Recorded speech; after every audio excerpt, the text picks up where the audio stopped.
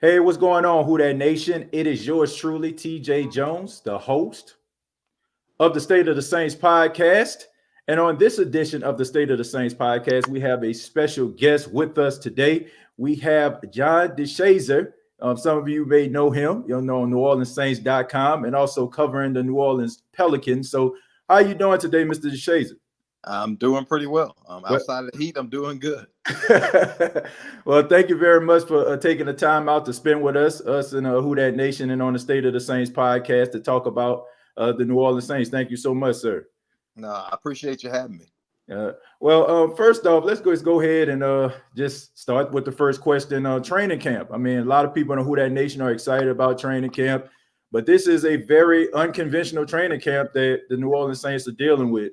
So the first question I have for you is, how do you feel about training camp this season, and how are the Saints going to be able to make those transitions? From just not dealing with OTAs, not dealing with minicamp, but just going right into training camp with no preseason. Yeah, it's really, really odd from that standpoint. You mentioned it. Now, I guess the positive is everybody's got to work from the same ground rules. So, it's not like somebody's got an advantage on them. And actually, under these circumstances, the Saints probably do have the advantage because they've got a veteran roster. They've got a veteran coaching staff. So they have the expectations, yeah, but they know what to do in terms of preparation. And they already probably know the playbook and they know everything that the coaches want to do. So from that standpoint, they probably start out ahead of most NFL teams, but it's extremely odd. I mean, to not have OTAs, to not have minicamp, and that's the situation where rookies who are drafted get a chance to acclimate themselves, and they hadn't had that. You don't get that camaraderie. Yeah, these guys have been apart from each other a long time, and these guys like being around each other. You don't get the competitiveness of working out, whether it's in the weight room or conditioning or whatever it is. These guys are elite athletes, and they like to get out there and measure themselves against each other. And in OTAs and minicamp, that's where all those kind of personal battles start. Right. DBs against cornerback. I mean, DBs against receivers and running backs against linebackers. You see a lot of stuff going on there. A lot of smack talk and a lot of good plays being made in those situations. So you miss all of that kind of stuff when you don't have that off season. Yeah, I mean that is true. No off season, but like you said, the Saints have like the chemistry aspect of the team. You have people like the Tampa Bay Buccaneers. You got Tom Brady, Gronk, and the rest of them. They have to learn how to work together. But like you said with the Saints, I mean these are some of the same usual suspects. But there are some some free agents and some undrafted rookie free agents on the Saints team. How do you think the lack of preseason is going to affect them possibly making the New Orleans Saints roster? Well, I think it hurts the undrafted guys the most because, when you draft a player, you've got something invested in him. So, you give him, every opportunity to make the team. That's just the way it is. That's life. Right. But when you're undrafted, you don't have any skins on the wall. You don't have that kind of investment in you. And think about it. If this year was last year and you couldn't have OTAs and couldn't have minicamp, does Deontay Harris make the team? Maybe not. And Deontay Harris ends up being an all-pro returner. So, yeah, you don't have those opportunities. You don't have the preseason games that you can get them out there and put them in the fire. Can you simulate that in practice? It's hard because you get guys out in practice. The last thing you want to do is get somebody hurt in practice. Right. The last thing you want to do is lose somebody for the season in practice. So it's going to be really hard to me for the undrafted guys because you're trying to turn heads, and there just aren't a lot of situations where you might be able to turn heads when you're getting into practice, and the vets got to get their reps in. So where do you get your reps? I mean, reps usually would come in the preseason games, but unfortunately in practice, you might not be able to get the reps that you want to for those young guys. So for them, this isn't a good situation. Yeah, I look at it too, John. I look at it how, some players are really good in practice, and sometimes when they get on the field, it may don't be able to, they not be able to pick up the same type of success they would in practice. So I'm just wondering, I'm a little bit confused because you have some players that are good game time players and not good practice players, and then vice versa. So I'm just wondering, like, how is that going to affect some of those younger guys? I hear people like a lot of people that asked me about, Marquise Callaway, the wide receiver out of Tennessee, and I think Bocce, the linebacker out of Michigan State. A lot of people, wondering like, what are those guys going to do? But speaking of free agents, the Saints picked up two free agents earlier on today. Benny Fowler, the wide receiver, he spent most of his career with the Denver Broncos, 6 seasons.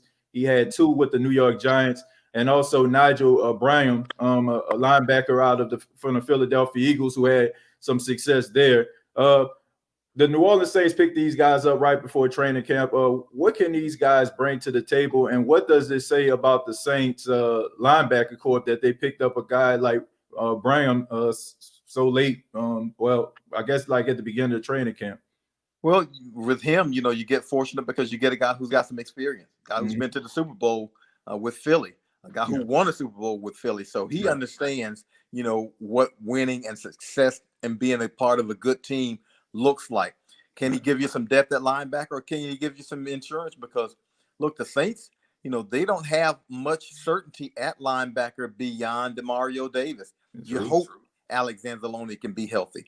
You hope Kiko Alonso can come back healthy. You hope Zach Baun can come in as a rookie and make an impact. You hope that if all else fails, Craig Robertson can give you some snaps. But you don't know if you're the Saints, and then they drafted a guy last year, Caden Ellis. You just don't know what their situation is there. So from that standpoint, Nigel probably has a nice opportunity to make this team, and he knows special teams. And that can help a whole lot, because special teams is critical in the NFL now. And the Saints showed last year, I think the Saints either blocked or deflected 4 punts last year. Wow. So that can be critical in terms of making the team. And the same thing for the wide receiver, because the wide receiver rotation is probably pretty much set. But you can make this team on special teams. You can get out there and make a play on special teams. Now, you won't be the returner, but you can be somebody who can rush the punter. You can be somebody who can go down on kickoffs. So that might be where he has to make his mark to get on this team. Yeah, and I looked at it too. I looked at his average. He averaged 93 tackles over the last 3 seasons. That's pretty impressive. And I know he played in a Jim Schwartz defense, and he was one of those guys, that Philadelphia really relied on. So there are a lot of unanswered questions at the linebacker position, as far as like, will these guys be able to stay healthy? Even though Kiko Alonso, he did some really good things this past season, but I mean, he does have a history of, injuries and stuff like that. So, like you say, you have to wonder, can you count on him? Speaking of which, and Alex Anzalone too, because Alex Anzalone has been injured 2 of his 3 NFL years. Yeah, he was really, really good the year he was healthy, but he's been hurt 2 of the other years. And so, can you depend on those guys to hold up? Yeah, that is true. You talked about Zach Baun. I just want to ask you this real quick before we move on. Like, he was one of those linebackers that mostly put his hand on the ground. Do you think that he can make that transition for being like one of those linebackers that stand up instead of putting his hand on the ground? I guess mostly in third down NASCAR packages. Do you think that he will be able to make that transition? Well, I think he can, because he's kind of freakish athletically. He's a guy who he's the 200-meter all-time champ at his high school. He also is the all-time leader high jump at his high school. So he's got some freakish athletic ability, and you hope that you can transition. Now, again, not having OTAs and not having minicamp, that hurts in his development, because you can't get him out on the practice field and put him in those situations and get him comfortable dropping into coverage and get him comfortable doing those things, being in space. Those are the things you miss when you don't get an off season. So when it's abbreviated like it is now, you might have to just kind of have him in those specialty packages, because that's where he's most comfortable. That's where he's been the most effective. But, they'll keep working with him to make sure that he learns those things, in coverage again, and how to drop and how to cover. But, he hadn't done it, but he's got the ability to be able to do it. Yeah. Yeah, I know linebackers coach Mike Hodges, he was talking about him as far as like his film study and how intelligent he was. So they were really high on him. So I know a lot of people are looking forward to him. I'm one of those people in particular. But there's one position that I can say that the Saints are pretty stacked, and that's the wide receiver position. But one wide receiver I want to focus on is Tre'Quan Smith. For the last couple of years, Tre'Quan Smith has been with the New Orleans Saints. A lot of people consider him as the number 2 receiver for the team. but it seems like, he hasn't really lived up to the expectations. They signed Emmanuel Sanders in the offseason. So the question to you is, Traquan Smith, do you see him as maybe the number 3 receiver, or could you see him possibly not playing for the Saints in the foreseeable future? Well, I think he's going to be on the team. He's a 3rd-round pick, so he's a guy who's got some investment in him. But when you get an Emmanuel Sanders, that means the Saints are saying, look, we weren't satisfied with the production we got out of the quote-unquote number 2 receiver behind Michael Thomas. And Ted Ginn Jr., he gives you some big plays here and there, but you need some consistency there, and that's what Emmanuel Sanders comes in to give you. Traquan has shown flashes. It seems like every time you turn around, if Drew Brees is about to set a record, Traquan's the guy who's catching the ball. He's kind of funny that way, but he's got to be consistent. He's got to be consistent in his route running. He's just got to consistently line up the right way, and he's got to stay healthy. That's another thing that's happened to him, where he's been dinged up and he hadn't been able to be on the field. And in football, well, in all sports, the biggest ability is availability. If you can't be on the field, if you can't be out there playing, then team ain't got a whole lot of use for you, because they need you in battle. He's got a lot of talent, Traquan. He's got a lot of ability, and this is kind of I hate to say make or break, but this could be a make or break type year for him, because again, you get Emmanuel Sanders to take some of that pressure off, and he should be in positions to where he can be in some winning positions. If he's going to be the number 3 receiver or whatever, or some situations he'll be the number 2 receiver when he's on the field. But you still got Jared Cook at tight end. You still got Alvin Kamara at running back. So he's still a guy who can fly under the radar, probably get some one-on-one matchups, and hopefully win them. Yeah. I look at with Traquan Smith, I mean, he does have a level of toughness. I mean, some of them catches that he catch. I mean, I think about the game against the Philadelphia Eagles. He caught that touchdown, took that big hit. I think a pass that Drew Brees threw to him, I mean, it knocked his helmet off. I think KZ hit him. I mean, so he shows like he's tough, but I don't know. It just seems like in crucial parts of the game, he goes missing, and eventually he just shows up out of nowhere. So I think that, and I look at also, Deontay Harris. I looked at him with that big play, against the Minnesota Vikings in a wild card game. If you notice late in the season, the Saints were using him in wide receiver screens. So it seemed like they're trying to, uptick his snap count. So, and also Emmanuel Butler, another guy that a lot of people have questions about. So me personally, I'm wondering how is Traquan Smith going to be able to weather the storm and, keep his position with those guys kind of just lurking up behind him. But there's competition, and he's going to have to fight for his snaps. I mean, that's life in the NFL. He's going to have to fight for them. He's going to have to earn them, because you mentioned Deontay's coming on. He's obviously an elite returner, but if he can give you something at receiver, especially with that speed, then they're going to put him on the field. Yeah. And also, John, it's kind of similar to Tyreek Hill. Tyreek Hill, when he first came to Kansas City, he was just, known for being on special teams, a real fast guy, elusive. And eventually, he started working with Andy Reid, and now he's one of the best wide receivers in the league. And I know a lot of people kind of compare him to a young Tyreek Hill. So I'm interested to see if the Saints are going to, constantly use him, and how, the offseason has really, worked for him. So also, I want to talk a little bit about Drew Brees. There's a workout video that everybody's been talking about. I mean, Drew Brees throwing the football down the field. I want to know, did you see that video, and what did you think about it? Well, I've seen it, and you know what? He's, one thing you can say about this: if the guy's got a weakness on the football field, he's going to look for a way to get it right. He's fanatical in terms of his fitness, and so the talk the last 2, 3, 4 years, I guess, might be his arm strength. And can he throw the deep one now? Do the Saints challenge it deep? Can they stretch the field? Well, if they got somebody that can stretch the field, can Drew even get it to him? Well, obviously, this offseason, that's something that he said, you know what, I'm gonna see what I can do to improve in that area. So, it doesn't surprise me that he would do that, because he comes back with something new or tweaked every year, where he's saying, you know what, okay, how can I get this better? These last couple of years, he's been on a kick pretty much to where he says, you know what, okay, I'm just not going to throw interceptions, and he has almost eliminated interceptions from the whole process. So that's just one of those things where he said, you know what, If it makes this team better to throw it deep, and he's got some guys to throw it deep too, then you're going to have to be able to do it, because at some point in the NFL season, you are going to have to test people deep. You don't want to just do it just for the sake of doing it. You don't want to just pitch one out there. But in certain situations, if they're just rolling up on you and you got somebody who can get behind them, then you got to be able to use that person. Yeah, I mean, that's true. I mean, Drew Brees, like you said, is really consistent. I mean, in the month of December last season, he had 15 touchdowns and 1 interception. So, I mean, Drew Brees has done an outstanding job making sure that he doesn't turn the ball over. But like you said, the Who Dat Nation, a lot of people, are concerned about Drew Brees' arm strength. Can he be able to get the ball down the field?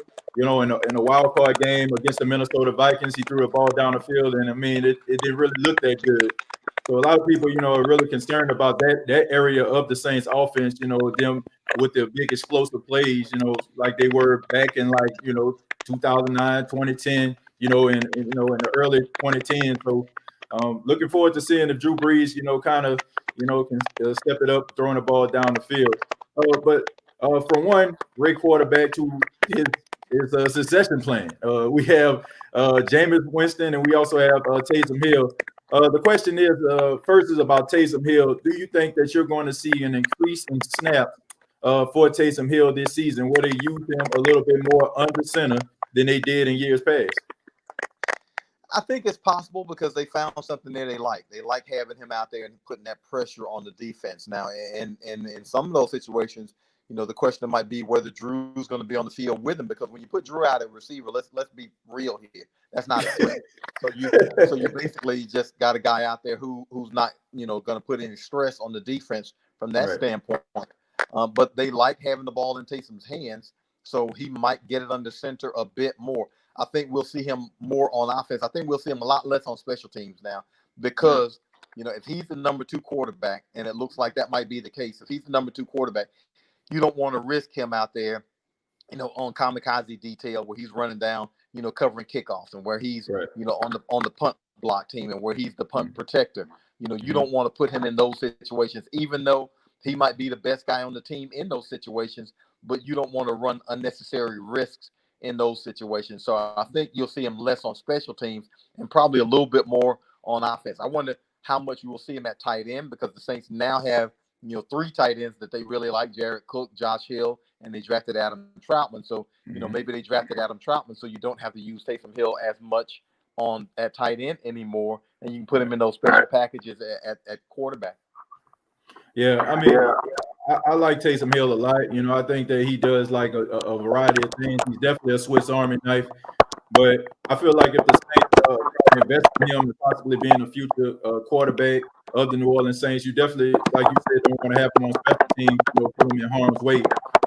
But also, let's talk about Jameis Winston. Jameis Winston, the tale of 2 quarterbacks in Tampa. 1 week he'll throw 4 touchdowns, the next week he'll throw 4 interceptions. He had 33 touchdowns, 30 interceptions last season. Do you think that the New Orleans Saints organization, Sean Payton and his offense, will be able to save the career of Jameis Winston? I do, because this is what will happen. I mean, and Tampa Bay's offense was a lot more, swashbuckler, for lack of a better term. They didn't mind going for broke. But the Saints will say, okay, you don't have to throw it deep. You can check it down. We'll take the profit and we'll punt. And I think with Bay, I think Jameis got into some situations where he felt like he needed to do too much, and he tried to do too much, and it showed. Some of those were, ill-advised at best.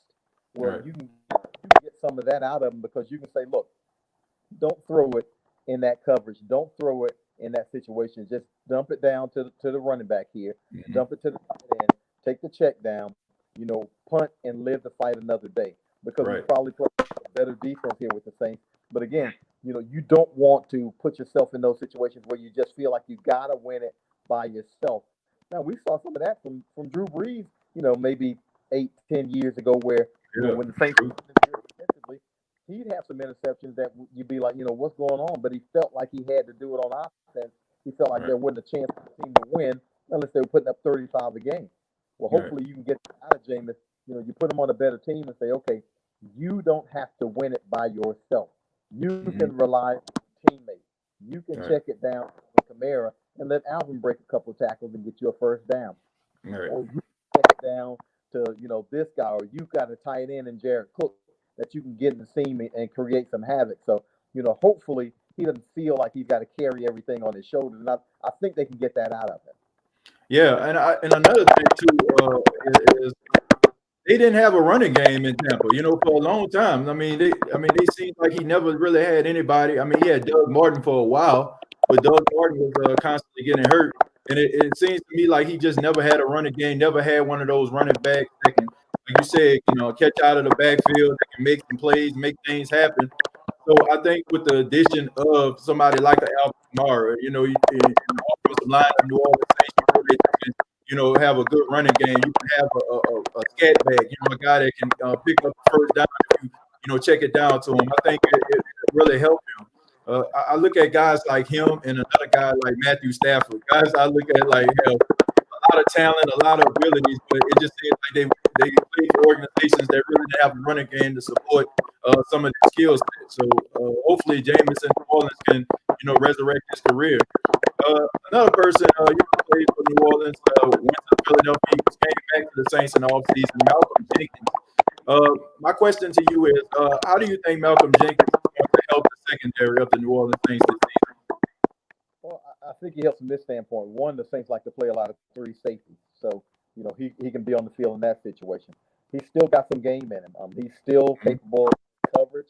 He still can be used in the box. You can still blitz him. He can still create havoc. And one of the big things for him with the Saints defense is, he's seen everything. So when you line him up in the secondary, he can align your defense. He can get guys in position, and he's secure enough to where, he doesn't feel like he has to make the play himself. He can put maybe Marcus Williams in position to make a play, or maybe, C.J. Gardner-Johnson in position to make a play, or maybe, Marshawn Lattimore or Jack Rabbit Jenkins. But he's good enough and smart enough and veteran enough to be able to do that. And so he gives you that. And plus, he gives you the leadership.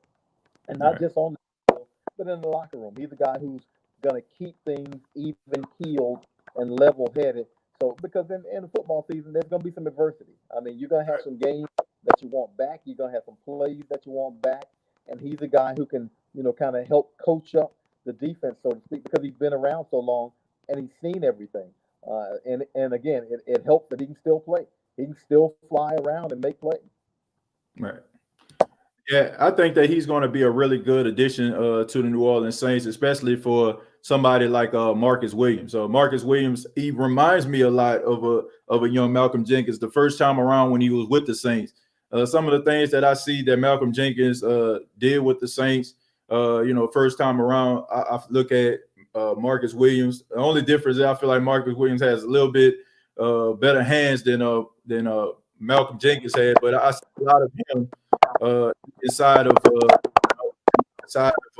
Marcus Williams. I think that Marcus Williams is going to benefit the most. And also, I just want to talk to you about Davenport over the last couple of years. Marcus Davenport, he's been injured. He's got some flashes on the field. So, what do you think about Marcus Davenport, and do you think he's going to take a step forward in his third season? Well, that's the big thing. You just mentioned it. It's availability. Marcus has got to be on the field. When he's been on the field, we've seen the progress. He looks like he can be a monster, and he's had some monster plays, but he's got to be available. He's got to be on the field. He can rush the passer. He's lean looking, but he's a lot stronger than he looks.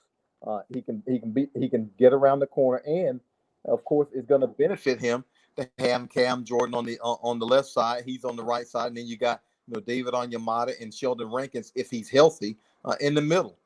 Yeah. So all things benefit him, but he's got to be on the field. He's got to be healthy. Right. Last year, even in his absence, what can happen for a guy who's on the field enough? Trey Hendrickson had a really nice year for the Saints, getting sacks. Those could have been Marcus Davenport sacks if he'd have been healthy. So he's just got to be healthy. He got to be on the field because he's got ability. He's got talent. He's freakish athletically, but being freakish athletically doesn't help you a bit if you're hurt and you're inactive for games. So hopefully he can put together a really healthy season. If he's healthy and he's on the field, I think we'll see the numbers. Right. Yeah, I look at him. I see like a lot of talent. He reminds me a lot of Jadeveon Clowney as far as his ability and skill set. So I think Mhm. that he can do a lot of great things. I mean, he's really good at run stopping. I think according to Pro Football Focus, I think he's like in the top 5 in that category. So I just think a lot of people just want to see him play a 16 game season, and see what he actually has. Because I mean, I think he had like a stretch before he got hurt. I mean, he was.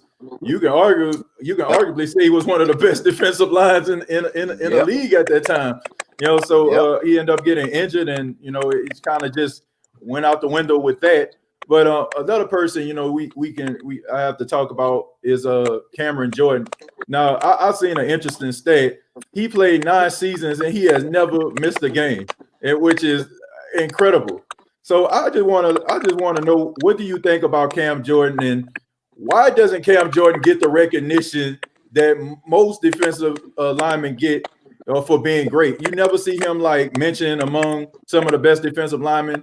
It don't seem like he's ever up for Defensive Player of the Year. So why is it that Cam Jordan has become one of the most underrated defensive ends in football? Well, a lot of it has to do with, I think, his unit not having equal success.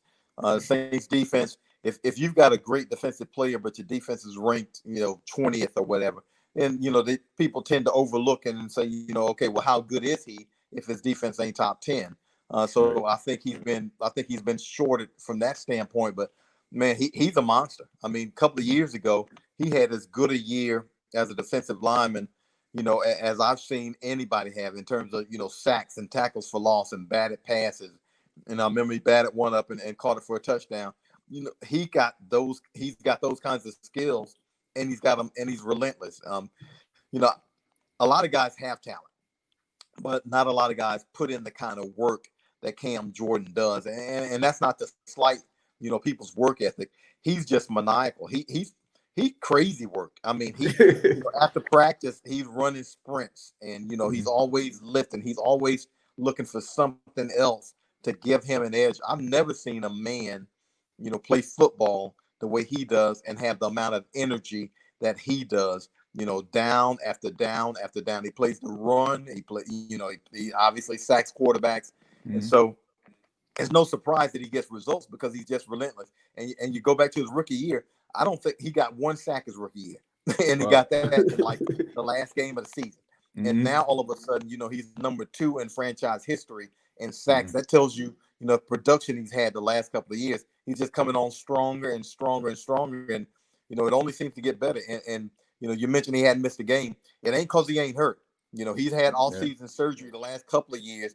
This Mhm. year was a core injury. I know he had, some stuff going on with his ankle last year, but Mhm.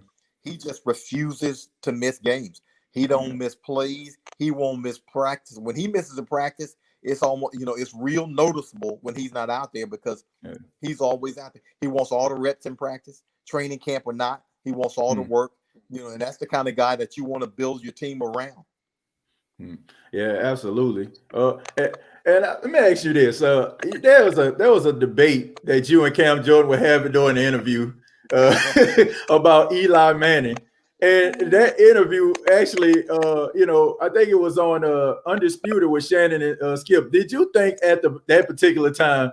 Did you think that debate was going to go viral? No, no. I mean, we were just talking. We were just kind of BSing around. I mean, we were uh, talking, we were BSing around, and the cameras were going. But I mean, I didn't, I don't think either one of us thought a whole lot of it, which is why we were mhm. talking the way we were talking. Right. And next thing you know, it's all over TV, and I'm like, oh my god, I did not, and my face wasn't on there, but one of my homeboys back home actually, he called me up and he was like, "Was that you?" And I was like, "Yeah, that was me." But yeah, we did. I mean, now he might have. I don't think he thought so either. We were just because me and him, we'll talk like that in the locker room. I Right. mean, we'll go back and forth and just kind of BS around. So I kind of Mhm. felt like that was what that was. I didn't think Right. a whole lot of it. The next thing I know, it was all over the place, and I was like, and just some folks in the building weren't all that happy about it. Let's put it that way. Well, I know it was some great content, and I know a lot of people, around the Who Dat Nation and around the sports world enjoyed it. But Mr. John DeShazier, thank you so much for your time. I really do appreciate it. Thank you for being a part of the State of the Saints podcast, and I know everyone in the Who Dat Nation is looking forward to your intake and everything like that, your insight, excuse me, for this upcoming season. So we're looking forward to it, sir. Thank you so much. Well, TJ, I appreciate it. I appreciate you having me, man, and let's do it again. Okay, will do. Thank you so much, sir. All right. All right, take care. You too. All right, ladies and gentlemen, Mr. John DeShazier. Yes, sir. Thank you. Thank you very much, Mr. DeShazier, for being a part of the show. Man, that was fun. I apologize. I apologize for the background noise, ladies and gentlemen. Was having a little bit of technical difficulties and stuff like that. But I'll be back a little bit later on to answer some of the questions that you may have. So keep it locked right here to the State of the Saints. We'll be back. And if you have any questions about the Who Dat Nation or the interview with Mr. DeShazier, just let me know. Okay, y'all take care. And it is yours truly, TJ Jones. All I got to say is, who dat?